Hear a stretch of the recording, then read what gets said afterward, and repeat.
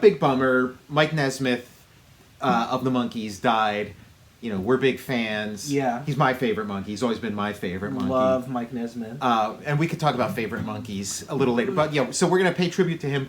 But we're also going to talk about the Monkees in general because there's, Mickey Dolenz is the only living monkey left. So yeah, we got to give a special tribute to Dolenz. He's the hardiest monkey. Yeah, he's the last monkey standing.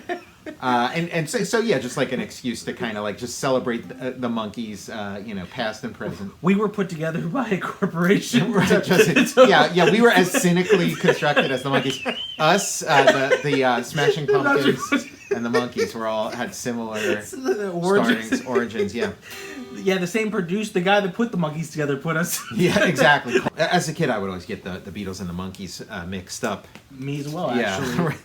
Yeah. Davy Jones was on the that like famous Ed Sullivan appearance of the Beatles. He was on as part of like the cast of Oliver. So he was singing. I did not realize that. I know he was a Broadway guy before. Yeah, and like they talk about that as being like this famous like that episode of Ed Sullivan, and Davy Jones says, yeah, he saw that Beatlemania and he was like, how do I get in on this? That's awesome. Here's this. Like Holy certain crap. Monkey episodes like stick out in my memory, and this one definitely like with the haunted house. There was like a Gilligan's Island episode with a haunted house, and then this one, and I wonder if it was just kind of like they had the same haunted house stock footage, same haunted house set, and then they just alternated. It's like, okay, today we're filming the Monkees here. Oh my god, I forgot my Mike Nesmith hat. Yeah, the wool hat. Yeah, he always struck me as like the coolest monkey. Like, I mean, just as a kid, and probably because he had a hat. Because it's the hat there's a bunch of guys and then a guy with a hat, So he stood out, And it's sitting perfectly on his head. Yeah, it's at a jaunty cant. A jaunty cant that it's like, how is it staying in position? And then he also seemed cool because like I was a kid during sort of like this like the second wave of Monkey Mania, so it was like, like they would be showing the Monkey reruns. And then the Monkees put out like the That Was Then, This Is Now album. So that was new. And so it was like, okay, yeah, the Monkees are back. And he was like the one guy who opted out of that. So it made him have like even more of a mystique. It made him seem like, oh yeah, these other like middle-aged losers. And like you see them like in the video, they're like jumping in a pool and stuff. Yeah. And they're all like, they're not the same guys. Yeah, the same spry guys we saw, And then they had the new Monkees. They tried to create like a new Monkees. No, I don't know. Yeah, it was like this very specific moment in time in like the late '80s, and yeah, they had the new Monkees. Yeah, and it didn't last long, but it was like, yeah, with like new actors. I remember the reruns of the Monkees. They were on all the time when I was little. Like, you can always count on a romp. I love the romp. The romps, the formula, it's like time for a romp. Peter talks to a computer. Like he goes in for like a job interview with a computer, and it was like at a time where like computers were kind of cool, and I wasn't sure like what exactly a computer was, and so like he's talking to the computer, and he's like, the computer keeps telling him like, you are a nitwit, not what nitwit.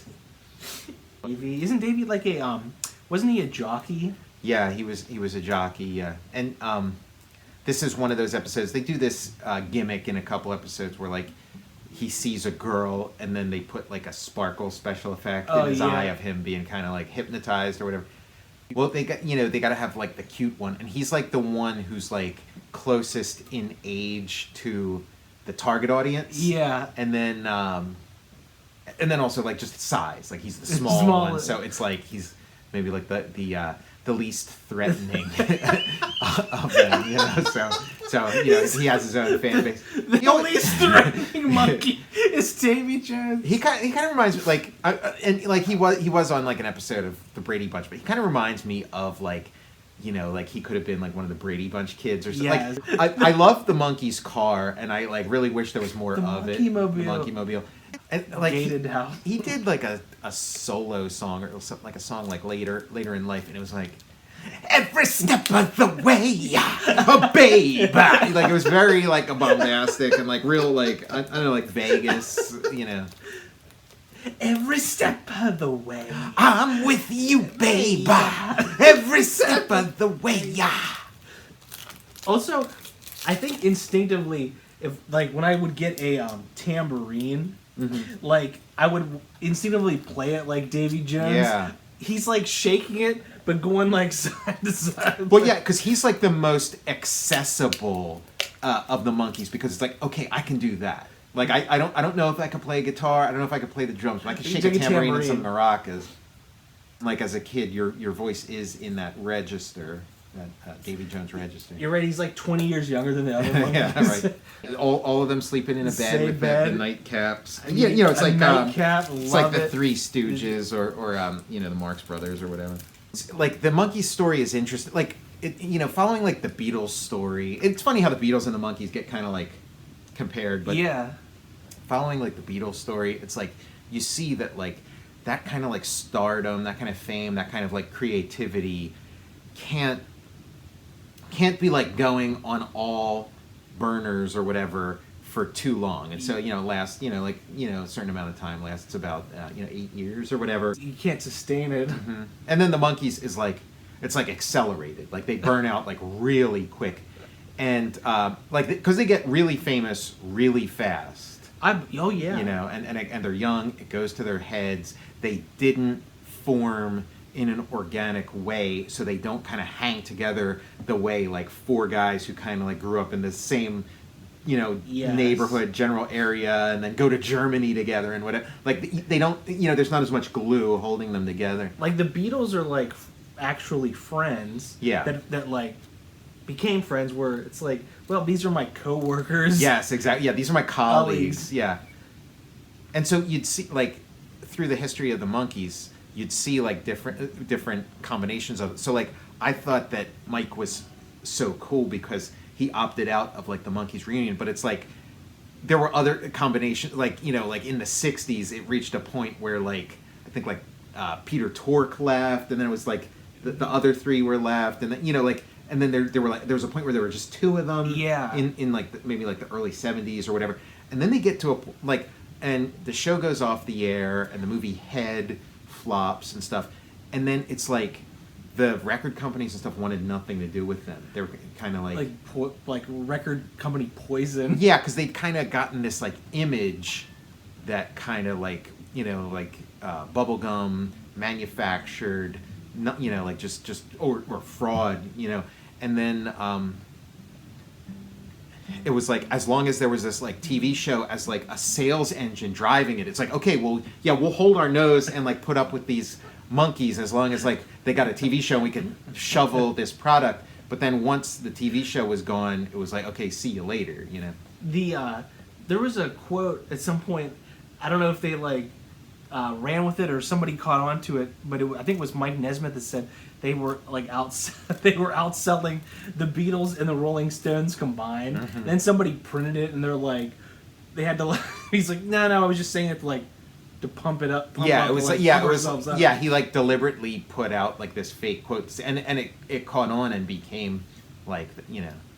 And I mean they sold a lot, but it was like as soon as the show was gone, you lost it. And you see that like that happened with like if you followed like O-Town or whatever. Oh, like, yeah. As long as they had a TV show, they did well, and then the TV show goes away and the whole thing. Actually, Angel. Yeah, right. Who are some Ikaika. Yeah. And I love like the archetypes from a boy band. Like we were actually in the point we doing the total. We were like, there was a point we got sidetracked with boy band where we were like, we were putting one together. Like, yeah, I don't know, like the middle-aged boy band. You know, there's like that stock footage of the castle with like the water, so good. You know, hitting the waves hitting on the island. Except we don't. This is great. I mean, I just like, I love the film stock of like 60s TV. God, like this with super bright color, you know, kind of like the Desilu look, you know, these like, you know, and with like the lines going down and the noise. The lighting, like how it's lit. The lighting, yeah. Yeah, the lighting where like, okay, you're going to bed, and then you turn off the light, And then there's all a of a sudden, spotlight. yeah, all of a sudden it gets brighter when they turn off the light. It's just blue. It's just like blinding blue spotlight. And then these colors pop in, like the purple robe, the shocking orange twerk robe.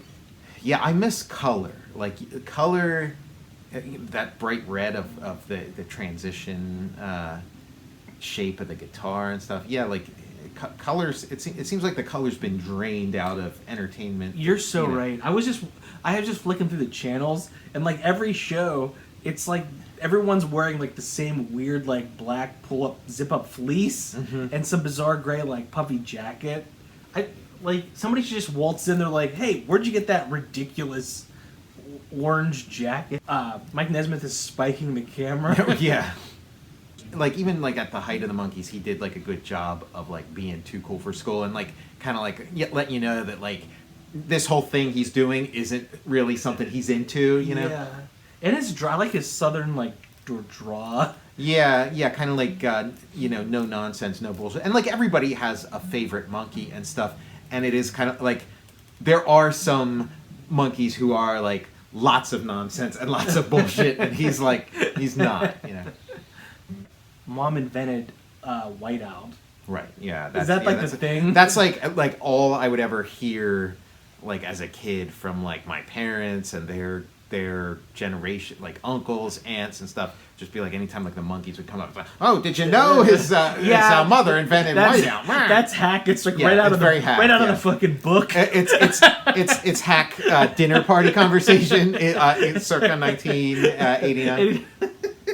I got these, hey Davey, I got these documents. I need to redact information. Right, yeah. His mom invented whiteout because of like some bad contract that he signed with the Monkees. There's this young guy. He's in the mix. Lou Pearlman. He's fresh off the scene, an up and comer.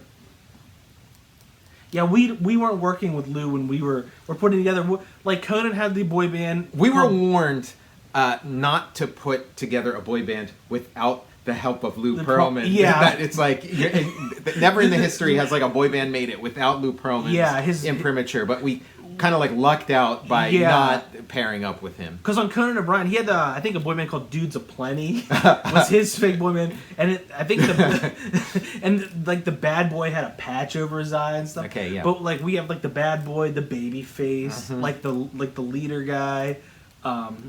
The bland, like the Chris Kirkpatrick type that's like just the fifth wheel, right? The one that's there so that like mom, doesn't get too like weirded out by the whole thing. I can't remember what our boy band was called. The Total Recall. Yeah. Oh, a painting with eye holes. Weren't we called the next door neighbors? But it was spelled. It was spelled like Gym Neighbors. It was the next door neighbors. And we had like a little like barbershop thing going, which is like all the boy bands would have sort of like a barbershop number. Yeah, we just like leaned heavily into that. My Adeline. Oh, here's a good romp where they're all dressed up like monsters and chasing each other. Love it. Yeah, I guess you were right about like one of them being a werewolf. Oh, he's got Davey has a musket.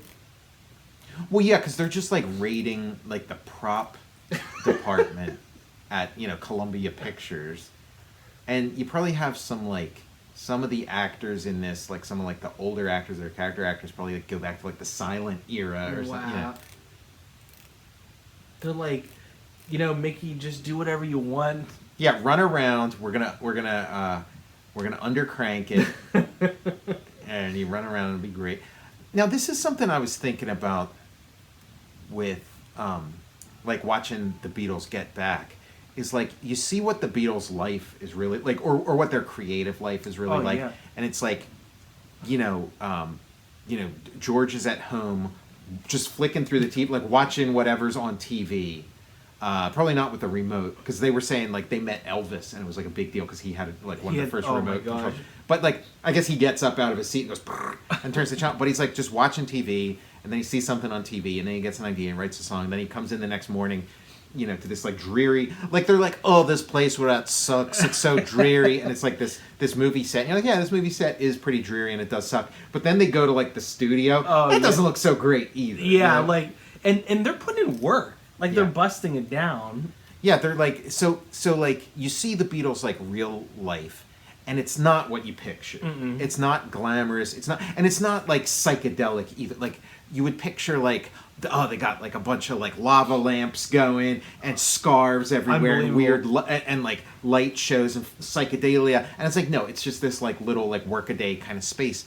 But you had sort of like the people like the Monkees and you know, maybe Crosby, Stills and Nash or whatever, or, you know, maybe even the Rolling Stones, but you'd have these like other bands at the time who I think would try to like recreate in their life the life they thought the Beatles were living. You know what I mean? Yes. So it's like there's this like 60s thing, and that I think the Monkees did too, where it's like, man, we're going to be so 60s and so psychedelic like the Beatles. We're going to do what the Beatles do.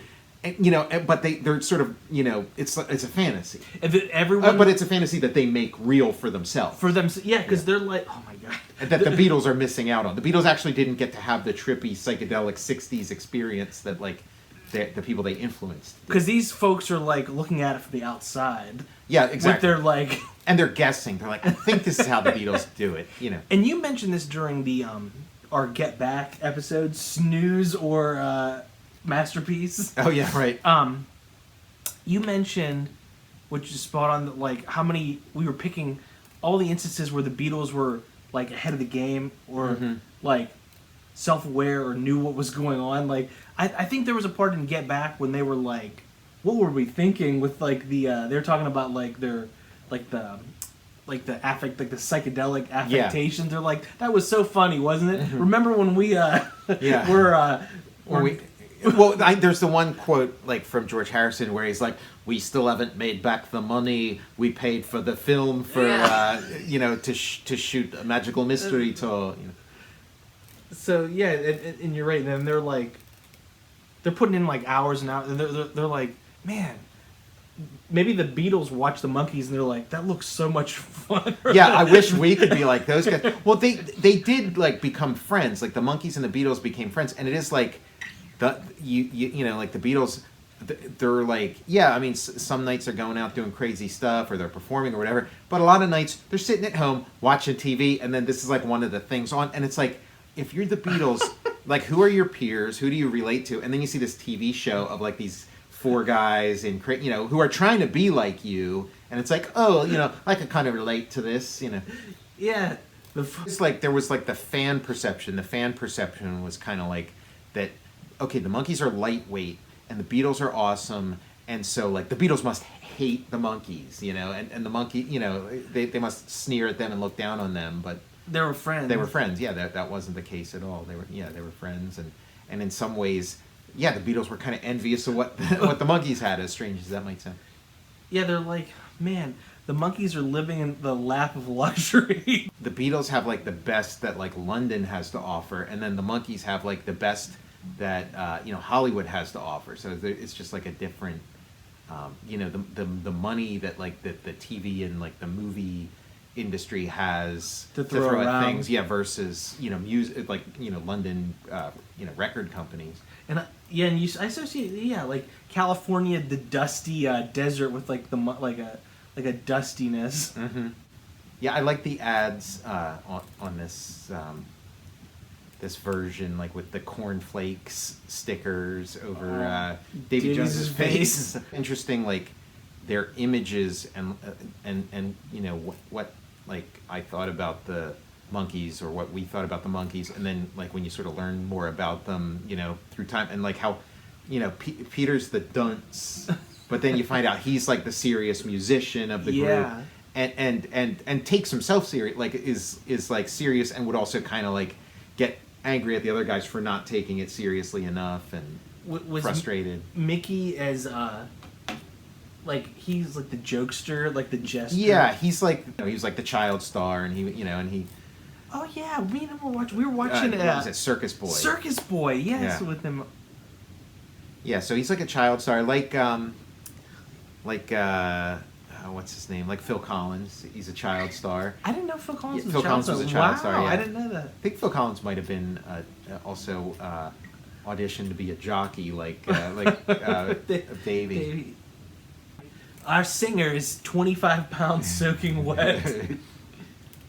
Well, they would alternate singing, and they liked Mickey's. Like it was like the studio wanted Davy to do all the singing, and then the Monkees wanted Mickey to do the singing, because like Davy has like a very smooth voice, and then Mickey has kind of like a rough, throaty, like a little idiosyncratic voice.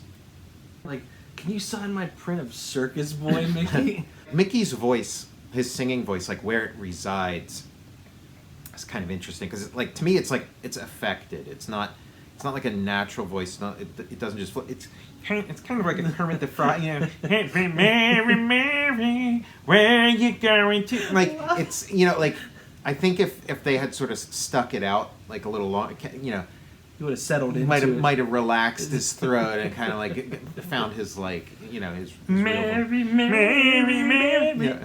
Yeah. Oh, this is the one where Peter is called a nitwit and a notwat by a robot, by a computer. It is like, because they'd have their mod clothes or whatever, and then they have, or their you know 60, like their sort of Beatles you know version of like the Beatles outfits or whatever. But then they'd have to go to like a job interview, and then they'd put on like suits. I should have put on for the Monkees episode my Beatle boots. I've got a pair of Beatle boots. Like in my parents' wedding picture, that's what my dad's wearing. Beatle boots. He's wearing Beatle boots. Yeah, that's amazing. Yeah, I think they got married in like 1970 or 1971, and yeah, he's got the Beatle boots on. My dad looks like Austin Powers in his wedding. You know, the suit, the Beatle boot. Crushed velvet. Like, you're right. That hat is at a cant. Mm-hmm. How is it staying on his head? Yeah, that hat is like, you know, they have like a bunch of technicians who come in and like put that hat on, and then like pick all the little like bits off of it, and then celebrate, and like between every take. Hey, there. Bob Rafelson, he was like the guy, the mastermind. Yeah, the mastermind. And then there was like Chip. What number is this, Chip? Chip, I forget his name. Chip something. Chip, not Chip Goodman, who Stan Lee's nephew or whatever. Well, we're like the Rafelson of our boy band, the Next Door Neighbors. Yeah, talking about what is it? It's Chip something. Chip. You remember who the Chip is? My eyes are gonna fall out of my head. Chip. We're the Chip Witch. Let's just say Chip Witch is like the guy, the Chip guy who was like their music producer. I think Rafelson was like the show, the guy who put together the show. And then Chip Witch was what we're calling him. What number is this, Chip? Yeah, that's the what number is this, Chip? 7. The sort of fake banter, the made up between. Oh, just because I'm short, I know. The 6 o'clock alarm would never ring, but it rings and I rise. Like when I was a kid, if you asked me like if that was like the Beatles or the Monkees, I wouldn't have been able to tell. I'd be confused. Like I'm not sure. This song real quick, because like as a kid, you know, you know, another one of those things where like I just had my own thoughts of what the like I didn't know the real lyrics, so it was like you wipe this. But my shaving razor's cold and it stinks. Is the way I thought it was. Like his shaving razor stinks. Like he hasn't washed it. He's been using the same shaving razor forever, and it stinks. And then the Cheer Up Sleepy Jean, like I had no idea. Oh, me neither. I thought it was Eugene the Jeep. Yeah, from Popeye. Eugene the Jeep. Yeah. Want to try that? Eugene the Jeep. Oh, what can it mean? The other thing with this song is like the thing of like not knowing if it's the Beatles or the Monkees. Is like in my head, you know, okay, the Beatles are English. So like their songs, they sing this. Oh, wanna hold your hand. Oh, wanna hold your hand. But like for some reason, like it was in my head as a kid that they did, but they don't. They like the way they sing, like they kind of lose their accents in their songs. Yes. And if anything, maybe they're going for like a Southern accent. You know, they're going for like an American rock and roll kind of accent. Yes. But in my head, they sang like, you know, with like a Cockney or something. But then. You know, Davy Jones does. Davy Jones does sing with the Cockney. He does sing. He does sing like Oliver, like he's in Oliver. He sings like Eliza Doolittle, or you know. Because he had the one song. He's like, "Sweep your chimney for a nickel." Yeah, but like he definitely like he doesn't like lose his. If anything, he like leans into his accent, and it is kind of like okay, like because and it's not like they came out the same time as the Beatles or whatever. The Beatles come out, and then a couple years, you know, like 1964, you know, the Beatles hit big, you know, and then the Monkees are like 2 or 3 years later or something. They come onto the scene, and so they're kind of like copying what the Beatles were doing like 2 years prior, and then a little bit where they can of like concurrent Beatles stuff, and they like, so it's kind of like, and again, yeah, there's a lot of like suits involved, so they're kind of like, yeah, we want you to be like, okay, you guys are American except for Davey, but we want you to have like an English sound. So how do we do that? Oh, I know, like sing with an English accent. Yeah. Like, and during the Beatles episode too, you zeroed in on how like the Beatles accents were more leaning towards like Irish. Like Irish, yeah, like a brogue. And I'm like, it was right there all. It's like Pierce. It's like not Daniel Craig. It's Pierce Brosnan. Yeah. It's gonna get tossed. And it's gonna get tossed. And it's and you know, and Scottish too. I mean, there's a lot of like sort of overlap there too. I'm hanging out with some Scottish guys who sounded Irish, like the Beatles. Yeah, the crappy Beatle, like, you know, that like the Rolling Stones and the Monkees and like nobody was putting up with the kind of food that the Beatles were taking. I mean, the Beatles, they're working class guys, you know. They're probably eating that in Hamburg at the Cavern Club. This is the episode where the Monkees work at like a toy company, and then Davey goes undercover, pretends to be a kid, and he's got like the little hat and the shorts, and you know, he's kicking the executives. Oh yeah, playing with a yo-yo. Kids do. Yeah.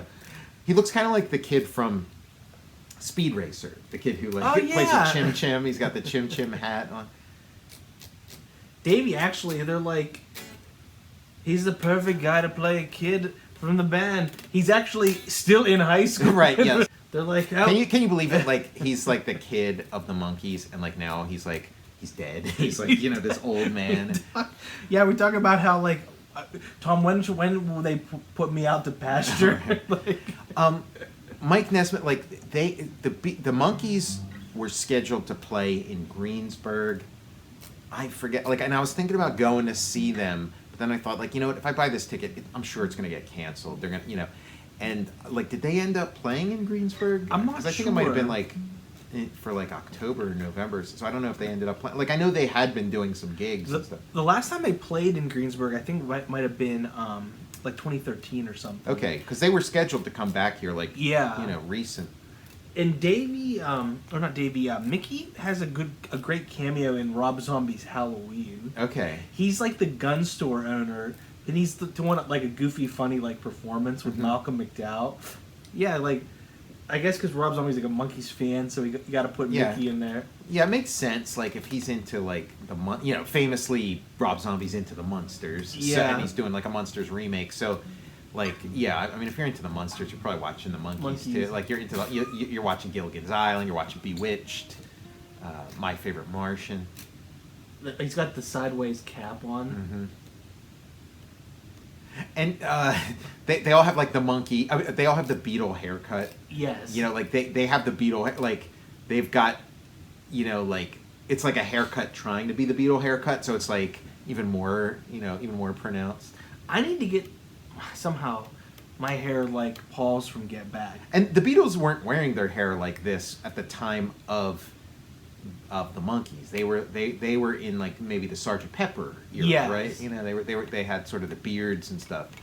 But I guess it was like, oh, Beatles are going into a bad direction. They got beards. They're talking about Jesus. They're you know, they got the long. Oh no, they're no good anymore. Like, we want the old school Beatles for our Monkees project. Mickey has like a Page Boys haircut, like the Prince Valiant. Yeah, he's got the Prince Valiant, and like it looks like they raided the wigs from the Three Stooges. Like, and that was a Columbia thing too. So they might have these might not be their hair. These might be like wigs, props. Yeah.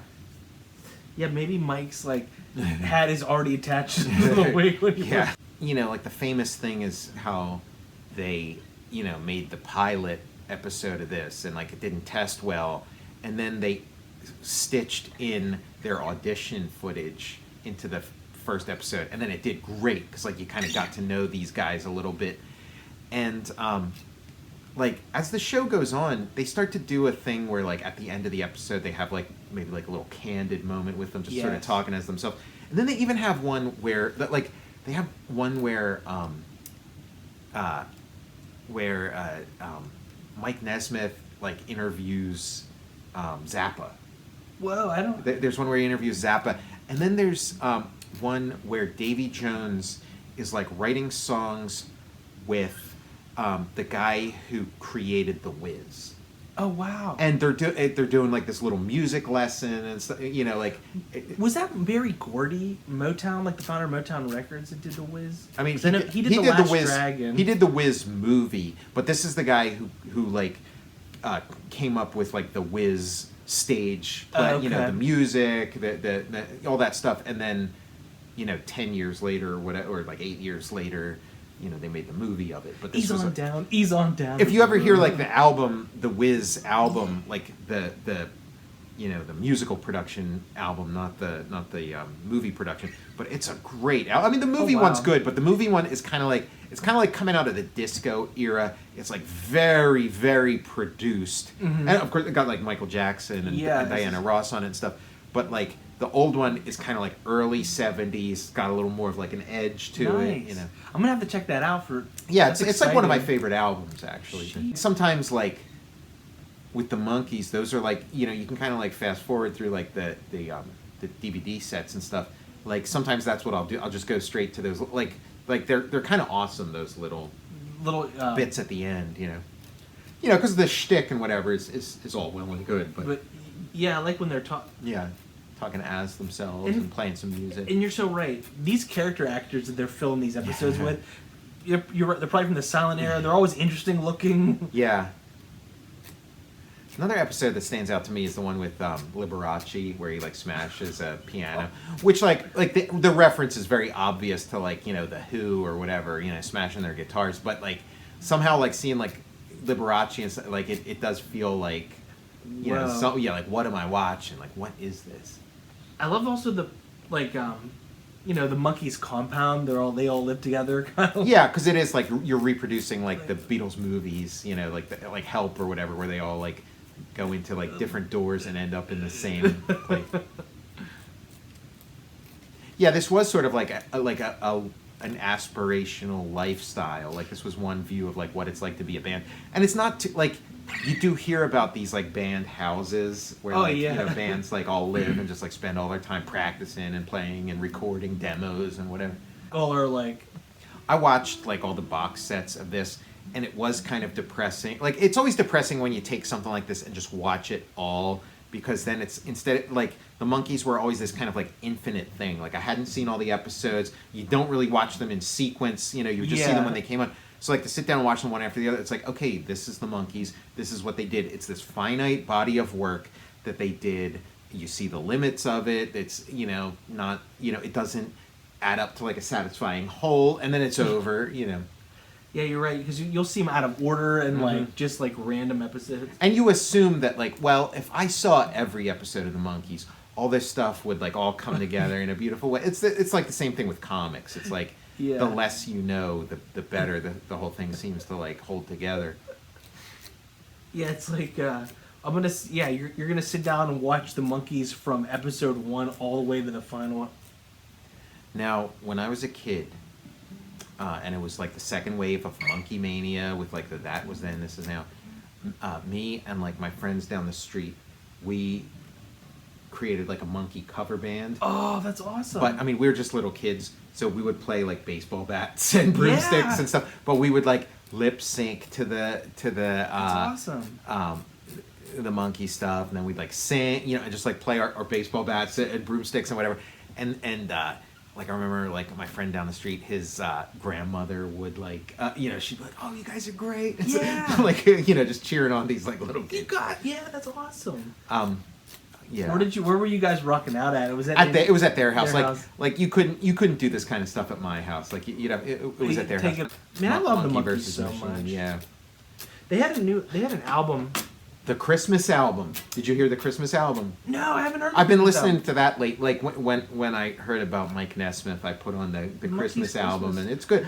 I can't wait to unwrap you at Christmas. Oh my God. And Mickey doing the lead vocals on that. That's like the big hit on there. I can't wait to unwrap you for Christmas. Dude, now I got to do the Monkees Christmas album And what's the other album you were talking about?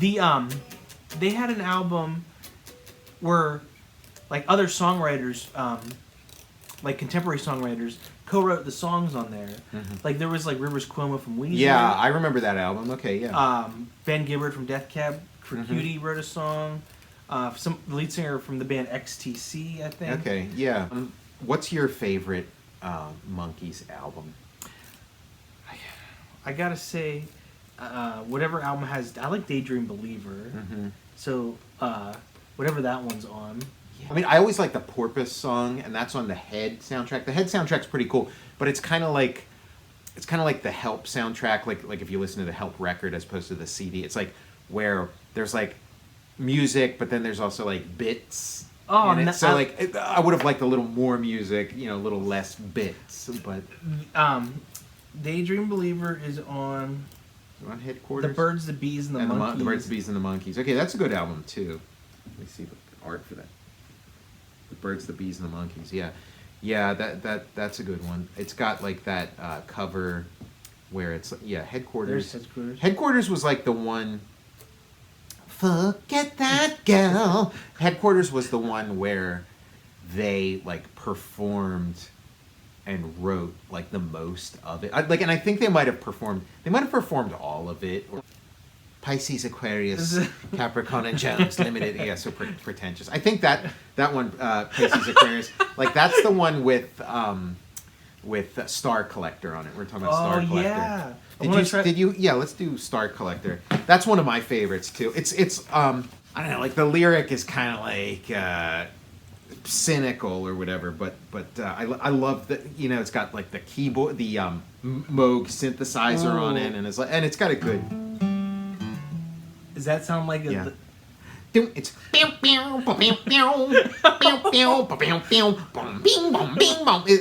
a Moog. It's just like banging on a Moog.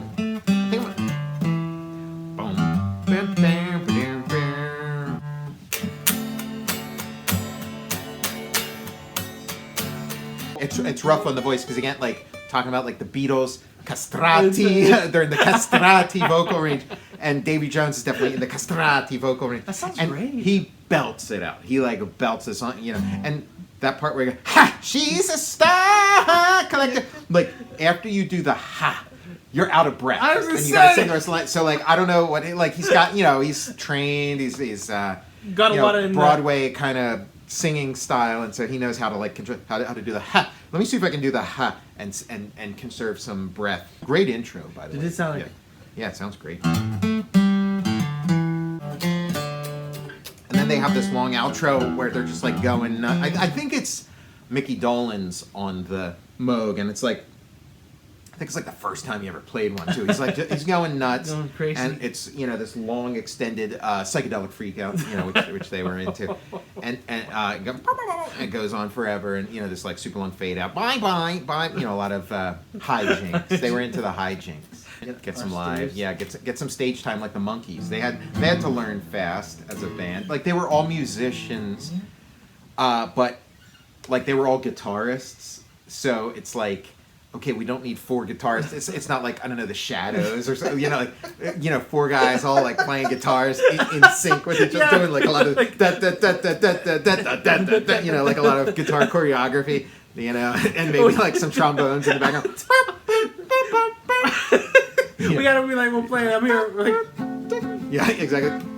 Yeah, that kind of like four guys all lined up doing that. No drummer, So they were like, okay, you all play the guitar. So one of you's got to be the bass, and then somebody's got to play the drums. And like none of them knew how to play the drums, but Mickey was like, I'll give it a shot. So they had to kind of learn. And again, like we were saying, like they didn't grow up together or anything, so they had to like learn to be a band real quick. They're like, we would never hang out on our own off stage. Yeah, right. And they did end up becoming a band. Like that was like the quote Mickey Dolenz had was like, it's like with the Monkees, it was like if Leonard Nimoy became a Vulcan. Like if Leonard Nimoy really became a Vulcan and like, you know, got in a spaceship and flew away, they were like, okay, we were That's sort of so actors hired to be a band, and then we actually became a band. Like that, and they said like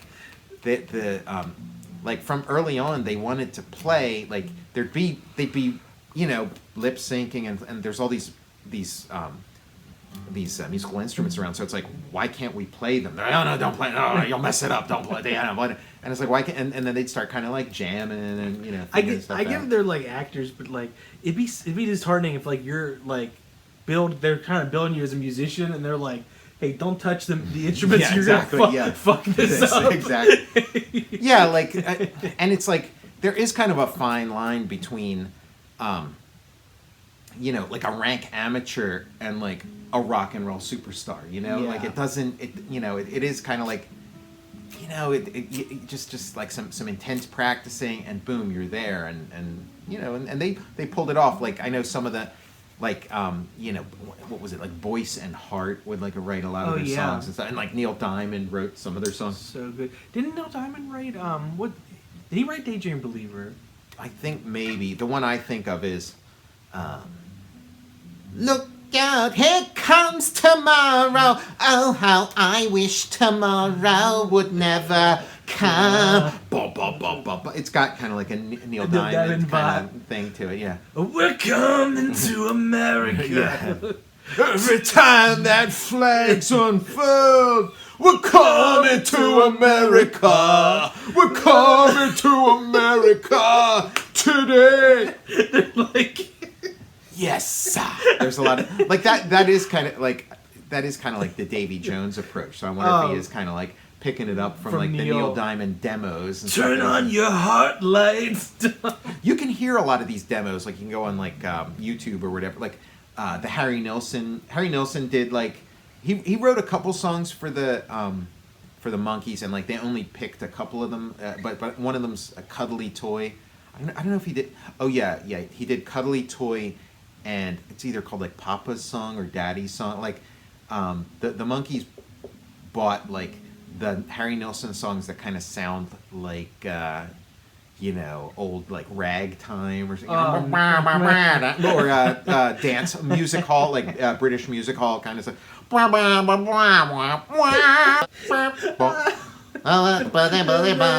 then like the Monkees are doing the videos, and they're like wearing like candy striper jackets and straw hats, like doing this, and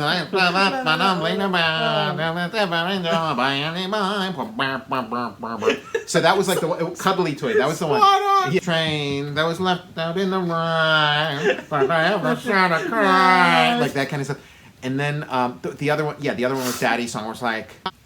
And this was in Head. When I was trying, I knew a man. That's the part in Head where Davy Jones is like tap dancing, and he's in like a top hat and stuff. That movie's so good. We have it on DVD. I couldn't find it recently. I was trying to purchase it again for our episode. I tried to give myself a head. yeah, for the holidays. Give Head for the holidays. Like like when I was a kid watching that movie, I felt like, okay, like this isn't as comforting as like an episode of the Monkees, but there's like some like to it. Maybe I'm ready for this next level. This like some heavy stuff. You know? Like, wasn't it directed by Jack Nicholson?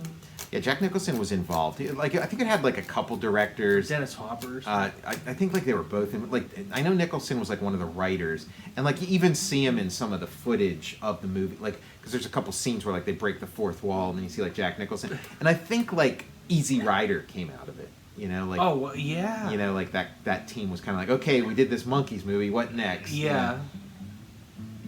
Dude, we gotta incorporate some Monkey songs into our set. Yeah, we could do some Monkees. Yeah, we could do Star Collector. Yeah, I mean, I could handle the Harry Nilsson number. Come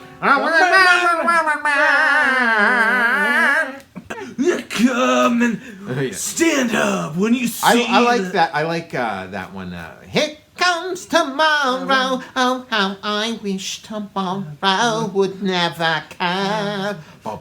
like all of Davy Jones's songs, like his rock and roll persona, like who knows what he's like in real life, probably a lovely man, but his rock and roll persona is so gross because like all his songs are about like, oh, I got all these girls that want to suck my dick and they're leaving their lipstick traces on my cock and I just can't decide which one to go home with. You know, like that's his person. That's the his rock Lost person. Monkees song. It's called like, Rainbow in My Pants or something. You know what? Yeah, Rainbow Party in my pants. We got to copyright that one because that could be a two Ron Mails original. Dude, that's our synth yeah, pop it's our powered. synth pop powered. But yeah, so I'll have to rewind this and like remember. But I'm like, I don't know where to go when the sun comes up. I have the mustache. Yeah, playing the keyboard. Yeah, as these like gross lyrics are playing out, you're like leering at the spiking the camera. He's looking right down the barrel of it. He's like, it's a two Ron Mail.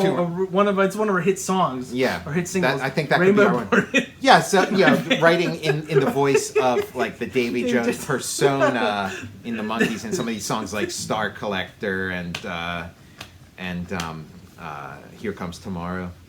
You know, because he's like so sweet in Daydream Believer. He's like believing in daydreams and stuff, and then he's like talking about Star Collector. You know, it's been nice now and yet. She only aims to please a young celebrity. Because like the you know, you'd imagine that the lyric would have been Star Fucker. Like she's a star fucker. Fucker of style, she only aims to please a young celebrity. Yeah, how can I fuck her when I just don't respect her? This is a lovely tribute to Michael Nesmith. Very touching tribute to Mike Nesmith. I'm sure it's pulling it a lot of heartstrings. Mike Nesmith, his persona was not like he wouldn't have sung Star Collector. I like it's wait, only on the Total Recall show in tribute to Mike Nesmith. I talked about giving myself yeah, and Rainbow Party in my pants. That's like this one goes out to Mike. Like, yeah, Mike. We raise our, we speak your name. I'm gonna die, Tom. You're like one touching tribute to Mike. We you know, if they're gonna do the new Monkees, we could audition. Yeah, we could be. I mean, we don't look that much worse than the Monkees when they had their reunion in 19. Like, I don't want to do the math because like when they had their reunion in 1986, they were probably like 30, you know. I think we're as old as they were when they formed the Monkees. I think we're as old as some of the Monkees who died were when they died. We don't have much time. Yeah, in fact, clock's a ticking if we want to get two Ron Mails off the ground. And if we want to, start Monkees Volume 3. Volume 3 in our boy band. Yes, the Next Door Neighbors. Yeah, and it's spelled Next Door Neighbors is spelled like in the most crazy way you could imagine. It's like NXT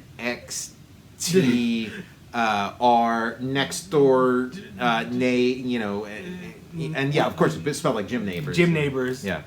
That's the Total Recall show one. And there's nary a sign of, there's no Lou Pearlman around anywhere. Because whenever they'd have like these boy bands, they'd also have like sort of like a sister band. They'd have like a girl band that was kind of like their counterpart. Usually like same management, like Lou Pearlman or whatever. So they would maybe they would be like Catty Corner or something. That's the name of the. That could be our companion girl band. Catty Corner and Next Door Neighbors and Catty Corner. We have to write. We're composing songs. We have like multiple we have songs. I mean, we could at least like create like a Gorillaz or something. Like we could create like an animated version of this boy band, Next Door Neighbors and Catty Corner. This is that's great. And two Ron Mails. Yeah, two Ron Mails. That's Rainbow Party in My Pants. That's their big hit. Yeah, I could totally see Sparks doing something with that, yeah. I'm gonna every step of the way. No. It's my pants on the Total Recall show. Yeah, it's a parody song. Like, we don't endorse any of the things that are in these lyrics. It's just that it's like we're parodying Davy Jones's his rock star persona that he embodies in these songs. Yeah. That was probably never true in the first place. Lyric you had. It's like the first line is yeah, where do you go from there? Where do you take it? It's like, all right, I'm in the studio today. We got the music's out. It's like we got the lyrics here. It's like the first. Okay, let's see what we got. First line is pulling on my Yeah, I mean, because and I mean. Star Collector seems classy by comparison. Yeah. But again, it's what, like 50 years ago or 50 years something? ago. 60 years ago, maybe? I'm not good at math. Two Ron Mills, that's going to be his. There's like that one. There's the one. There's like another one that Davy Jones sings, and it's like, how won't you say your sister was? Your sister was. You shooby-dooby-doo, oh, shooby-doo. She hangs out. He's like, how won't you say? He repeats it. Your sister was. And the other guy's like, your sister was. Yeah, like what kind of, this lech that Davy Jones is playing in these lyrics. He's like, and he's like arranging this whole thing with her brother, like he's like her pimp or something. How won't you say your sister was? Shooby dooby run. Well, she hangs out. Like the Monkees, I think it might have they go dark. Like they do go dark, and I wonder if it's like them pushing against this like bubblegum image or this manufactured image, or if they were just kind of like dark guys to begin with, Yeah, the like that's their true like what they want to do from Jump Street, or like that's that's like the id or what like that's their or their shadow selves kind of like inevitably like coming to the surface, which the Beatles had their version of that. Yeah. Too. And in a way the Rolling Stones kind of were like the shadow version of the Beatles. Funny, the Rolling Stones, because they kind of had like the Beatles would kind of have their like shadow selves that would kind of like emerge, kind of like these like little darker, Helter Skelter or whatever. But then the Rolling Stones kind of had their sort of like sunny, shiny, happy little guys that would appear out too, with stuff like "She's like a rainbow" comes out. Yeah, their dark side is like a happy, shiny, sunny dark side. Oh my gosh, Tom, I'm gonna die. Like Yeah. I can't. So we established favorite Monkees album. So you like the Birds, the Bees, and the Monkees. That's the one with Daydream Believer in it. That is a great that was like one of my favorite. I love that song so much. And that's there's just like a couple songs you can pull from the Monkees catalog where it would be like, okay, what do you put on the space capsule or whatever? And Daydream Believer would definitely be one of them. Maybe like for me personally, maybe a little played out. Maybe that would be the only thing.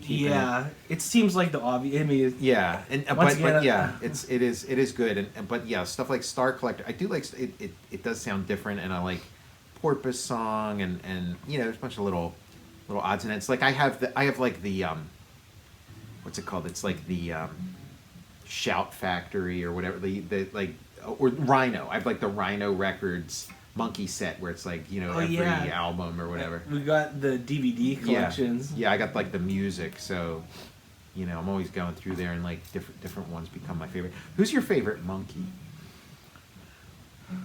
I like Peter Tork. I like Mickey. Mm-hmm. And then once again, I like him. I gotta say that I think Davy's my like least favorite Monkey. Yeah, it's interesting because like Mike Nesmith was like hands down my favorite, and like from the beginning, and it only got reinforced. But occasionally it would be like I'd be like affected by whatever the most recent episode was. Yeah. So I was always kind of like, okay, which one of these guys is the boss? Like which one of these guys is the main Monkee? And I try and like they did a good job of like varying like who each episode revolves around. So sometimes there'd be an episode that would like revolve around Davy, and I'd be kind of like, you know, I think Davy's my favorite because he seems like he's the main monkey. And then there'd be like another, but yet for me it was like pretty solidly Mike Nesmith, and like I couldn't like and I could imagine Davy Jones being like somebody's favorite, but I really like it's hard for me to imagine somebody's favorite monkey being Mickey Dolenz or Peter Tork. Like I don't get it. I just like how goofy they are. Yeah, that's probably what I don't like about like, or not that I don't like, but why I like sort of lean towards these other two. Like Mickey was always too shticky for my taste, you know. See, and he was happy. I like this hat. I think that's what I was obsessed. Yeah, I like he was going right out of the fucking book. Right, exactly. I liked it. I liked it. Like, yeah, just so you know, and yeah, it was like comfort food. He had like he's like, man, I can't run. Right? Like, yeah, Peter is like I guess I kind of like bought into like the Peter Tork persona as him just being like a complete dope. So like he was off. He like never had a shot. Then like I kind of like learned more about him, and like he played on like some played on like a George Harrison album and stuff. You know, like he's pretty. I'm sure me serious some of his he has a band called Shoe Suede Blues, and she had I think was listening to them. They're like that was his like band. He was in like right up to the end. Yeah, so but it's like, you know, it's just, I think these opinions are kind of formed in childhood, so it's kind of hard to get over. So I was kind of like, okay, definitely not Peter, definitely not. But I like Mike Mickey. too, like, because I just yeah, Mike just kind of stood out, and then you'd learn more about him, and you'd like him more because you know, then it's like, oh, Repo Man, like he's the guy behind Repo Man, which is like just this amazing movie, and Davey always felt like they were like holding him hostage or something.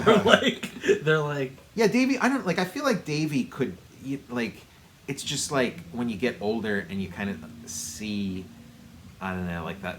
I don't know, like the hollowness. Like I and this is probably unfair, but I felt like Davey was like the one who held on to like being a monkey the hardest. Like, I'm a monkey, you know, which you know is probably not true, but it's just like that was my perception at least. Like he kind of reminds me of like Barry Williams. Barry Williams seems like the Brady kid who like held on to being a Brady kid the hardest, and Davey kind of has that vibe. The same, yeah. That's spot on. Yeah, he's like would be wearing like a Monkees hat and a Monkees like t-shirt, like at like Whole Foods or something. Yeah, we didn't talk about favorite Beatles. That's a tougher question. Yeah. Oh my God. We'll save that for a Beatle episode. You know. Favorite Beatles. We'll do another. Well, I mean, we got to our Get Back thing is a 3-parter, so we're gonna have to do part 2 and 3. Part 2 and 3. I can't wait. wait. I love our we're getting our music project off the ground. Yeah, slowly but surely, and we keep like accidentally writing hit songs during the episode, just with goofing around. Yeah, this one was there's a rainbow. Yeah, party a rainbow party in my pants. I'm gonna have to go back and look at the footage and kind of like, you know, put weave it together. Yeah, see what's there. Because this is like the we're 2 Ron Mails. 2 Ron Mails. But there's a keyboard part. It's like. I like it. Yeah, that was the thing when we were playing Daydream Believer. Like, Daydream Believer is written for the keyboard. You know, it's like a keyboard song. We're playing it on the guitar, which is, you know, fun to do. But it would be interesting to try that on the keyboard. Yes. Like that little ragtime or whatever it is. You know? And you're right. The syncopation lends itself to like. He's like. Jesus, stop. Yeah. Yeah, that keyboard one. I should have brought my keyboard. Yeah, we'll have to do that next You don't time. happen to have like a little tiny Casio that's like this big? Dude, I do. Yeah. I actually I gotta get that from my parents' house because it was like it's a little keyboard. Had it when I was little, and it was I loved it. Played it all the time, and I was checking out this band I like. I think this band I like is called Nautisser. They're really good. And the lead singer is in like this other band. And they were recording and they were posting stuff on the internet. of like the studio, and they used this little keyboard in their album. They had it there. I was like, oh my god, that's my keyboard when I was little, and they had it mic'd up, and I was like, I knew it was good. That's it's good awesome. enough to be on this album. Yeah, I gotta see that. We like when I was a kid, we'd watch Fame, the Fame TV show. Yeah. And there was Bruno who played the synthesizer, so we were kind of like, oh, we want to synthesize, like what, like we're just like the mystique of a synthesizer blew our mind. And so like my dad got this, I don't know, from like, I think it was a Casio, but like, you know, one of the first like sort of like, you know, easy, commercially available, and it might even be the same. I'd love to see. I'm gonna find this. But yeah, it's just this little tiny thing where you could play one note at a time. Yes. Like you couldn't make chords with it. You could only play one note at a time. That, you know, it's tiny and like not like too powerful when you can only do I'm it. remembering it being a Casio, but like for all I know, it might have been like a Radio Shack, you know, That's realistic cool as or heck whatever. too. Yeah. And I think this is a good time to maybe put a pin in this episode. Got some band practice in, some jamming. My name's Tom Scioli. I'm author of Jack Kirby, The Epic Life of the King of Comics, and Fantastic Four Grand Design. I'm Matt Zeoli. And you can follow me on Twitter at Tom Scioli, on Instagram at Tom_Scioli, and check out my Patreon. Go to patreon.com, search Tom Scioli. You can follow me on Instagram at cinema_tune. And we'll see you later. See you, Daydream Believers. Same monkey time, same monkey channel. You know, like, that was another thing when I was a kid. My favorite episodes, and you'd see it sometimes in the credits, is when they turn into superheroes. Yeah. And I was like, oh, I want, like, when's the episode where their superheroes come? And, like, occasionally they become the Monkey Men. And, like, they'd fly, and, like, and it was kind of like the Greatest American Hero, because, like, they would all fly away, and then, like, Peter would have to, like, walk, you know, he'd have to, like, walk out the door, or he'd like, fall, or whatever, you know, and they'd be in weird, but it was kind of like the, you know. I love the Greatest American Hero. We should do a Greatest American Hero episode. Yeah, I love the Greatest American Hero. Like, I loved anything with superheroes. So when the Monkees became the Monkey Men, it was like more of that, more Monkey Mobile, more Monkey Men. Gosh, Tom, anything with like a mobile. A mobile, when someone, and a cape. And a cape. The Monkey Mobile is a cool looking car. I wonder if they have, they must have like a toy version that came out back then. A Monkey Mobile painted to look like the Ecto one. There we go. Or a Monkey Mobile that's painted like the kit. Oh my gosh. There's the Monkey Mobile. Yeah, it's like okay, we can either like there's those lean years of the Monkees where they're doing state fairs and stuff. It's like, okay, we can either have the Monkees or the Monkey Mobile, which it's like let's have the Monkey Mobile at the state fair.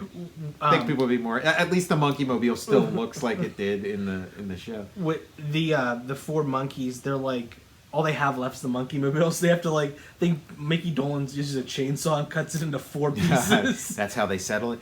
You know, there had been like a lot of different like posts, because like, you know, like Monkees, it was, you know, it was huge, and you know, people were into it, and you know, a couple of generations. So there had been a couple sort of like proposals for like sort of post Monkees things, and then there was one thing. There was like a Monkees special. I think it might have been a Christmas special, where it was kind of like the premise was as if the Monkees show never stopped, and it came out in like the 90s, I think, and it was like as if the Monkees show had still been going all those years, and so here's just like, you know, the 4,000th episode or whatever. That's awesome. And it's, you know, 1996 or something. We could see if we could get the comic book rights to the Monkees and maybe do some kind of like Monkees, you know, season 7 or something. That's awesome. And then I think the Helmet Hair Hall of Fame. Mike Nesmith's hair aged the best in that group, because the rest of them did have like the Mo Howard. Yeah, so like a backwards Mo Howard, basically. Yeah, Mike Nesmith for the Helmet Hair Hall of Fame. Okay. What a beautiful coif he's got. No, I mean, I was making the counter argument that it's like every monkey, except for Mike. Except for Mike. Like Mickey has like the backwards Mo Howard, and then Peter Tork has like a blonde Tony Danza. Or like if you just like dropped hair on somebody and it just fell on their head and went, you know, like that's. You're right. Remember we were saying with Tony on the show, it's like a spot on his head starts spurting hair. It's like, yeah, it's like just kind of, yeah, it's like a fountain of hair.